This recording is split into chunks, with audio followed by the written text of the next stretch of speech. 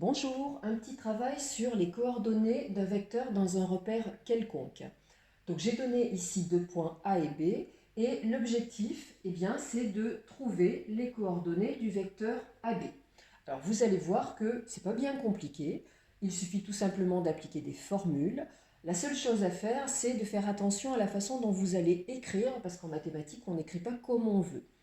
Alors, je vais proposer trois façons de gérer ça. Soit vous allez travailler avec les coordonnées écrites à la verticale. Donc, le vecteur AB, je vais rappeler la formule de cours. Son abscisse, c'est l'abscisse de B moins l'abscisse de A. C'est-à-dire qu'en fait, on fait l'abscisse du deuxième point moins l'abscisse du premier point. Et pour l'ordonnée, même formule, y de B moins y de A. Voilà, je ne vais pas mettre de égal ici parce que ce n'est pas très correct. Je vais remplacer ce égal par donc.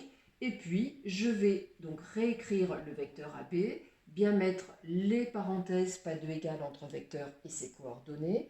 Et je vais appliquer la formule. Donc, x de B, 5, moins x de A, 4, 5 moins 4, cela donne 1.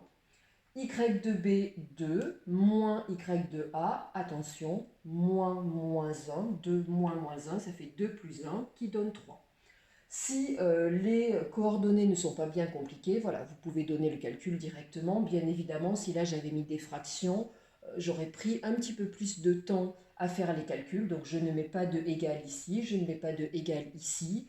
Et si j'avais dû prendre du temps, j'aurais mis donc AB, une parenthèse, et j'aurais terminé le calcul.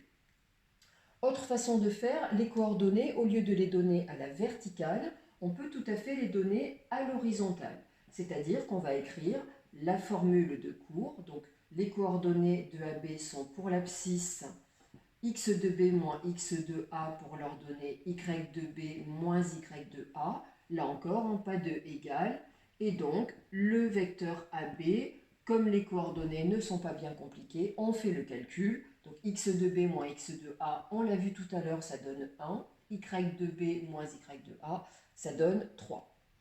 Autre façon de faire encore, si vraiment le fait de ne pas écrire de égal vous embête, vous allez donner la formule du vecteur, enfin de l'abscisse du vecteur AB. Donc, autre façon de faire, vous écrivez x de AB. Donc ça veut dire abscisse.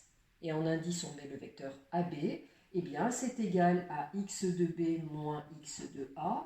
Vous faites le calcul, 5 moins 4 qui donne 1.